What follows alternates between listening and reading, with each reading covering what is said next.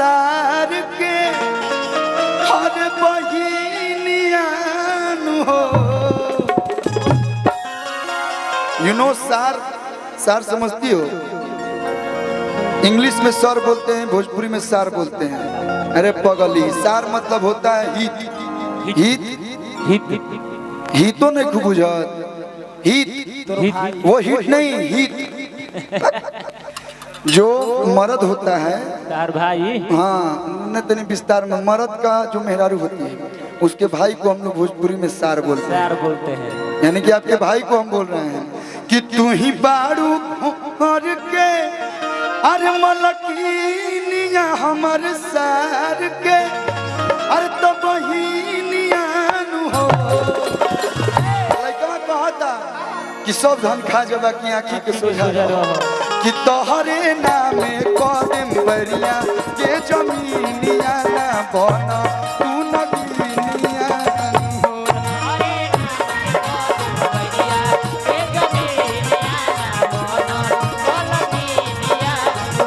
तो तोहरे नामे कदम बसगी के जमीनिया ना बना तू नगीनिया हो।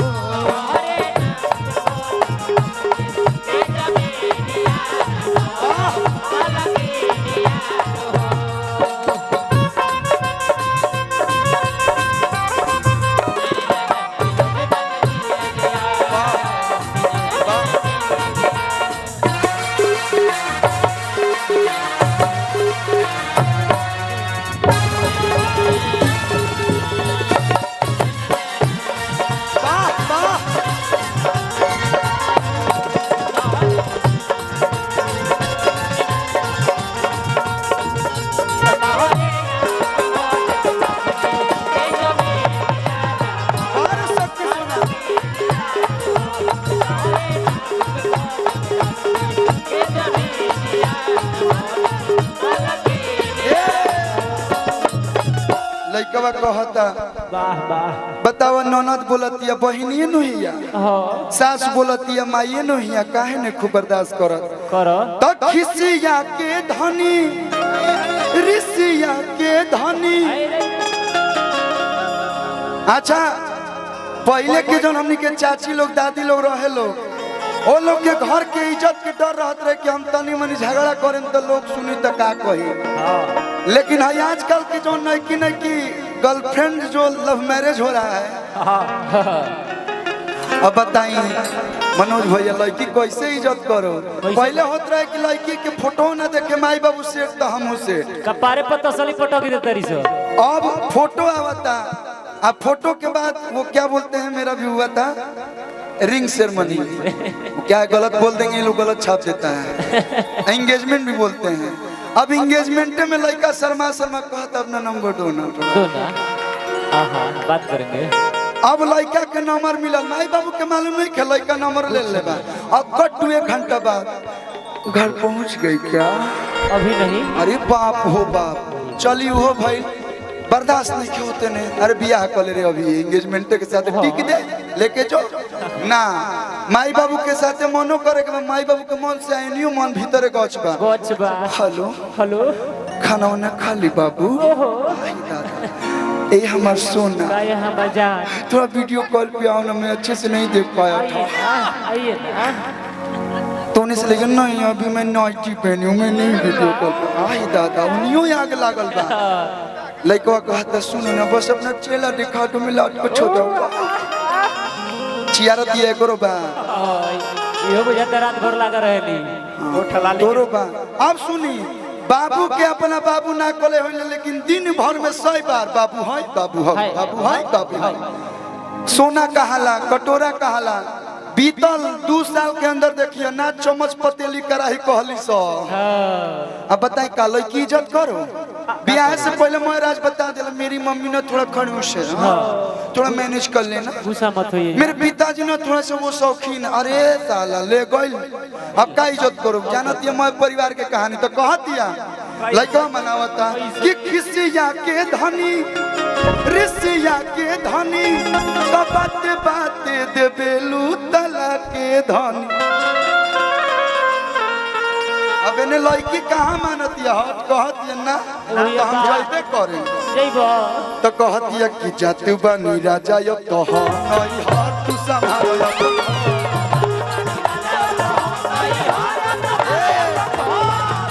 मानी होता नहीं की इज्जत कर तो ओढ़नी है जा रहता मानी निकलल ओला बोला ओला ओला में चल देलो लेकिन हैनी के हां लूर लछन बाई तीनों मुआले पर जाए दांत में कैसे दांत चिया बियाह इतना बक्सर में ये बक्सर उजिया दी हमार हां ऐसे उघार के छाती उठा जट बानी राजा यो तो नहीं हाथ संभाल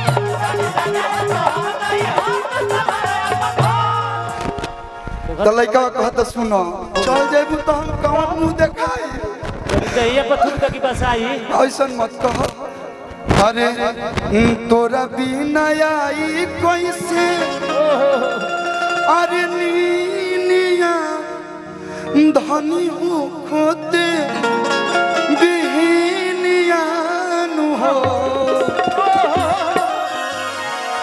जौन कमैले बनी सब तोहरे नु हो हां सुना माई बाबू से छुपा के तहरा के हम कुछ दे देव लेकिन रही जो बाग जाता नहीं रात कि तोहरे नामे कह दे अरे हई बलिया के जमीनिया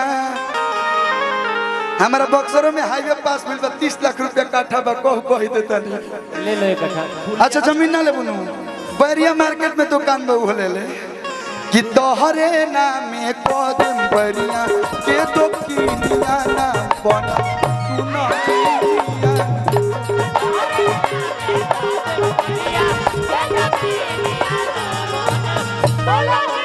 काल जौन गाना आवता देखी पहला बेरी गा दी तनी गादी काल जौन आवता त गादी बकरी आजकल हई रील चलत रील तू मिला बोलिया स्टेशन पर एगो गाना बोल रही मनोज भैया लोग कहेला भोजपुरी में अच्छा गीत भी लोग पसंद करेले आ थोड़ा बहुत अगर कोई भी कलाकार गावेला तो हल्का फुल्का एंटरटेनमेंट खातिर गावे के चाहिए लेकिन हल्के फुल्के एगो पारिवारिक गीत बोल रही मर्द मेहरारू के झगड़ा रहे आ बड़ी आप लोग के प्यार मिलल यही से काल वही गीत के रिस्पांस पे लेके आओ तेरी लक्ष्मीनिया हमारे वेब म्यूजिक से आई लेकिन ये गीतिया बा मेहरारूआ नाराज बिया बेग लटकौले नैहर जाती है हाफ और कम कर देबो तो मजा आ जाए नहीं तो आपकी मर्जी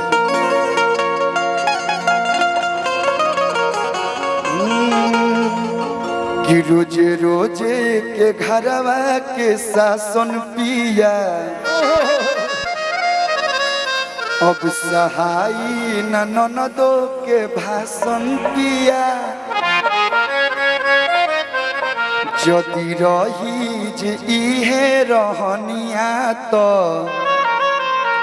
घरे पाका बोलाइम प्रशासन पिया तो जे आपके भैया गावता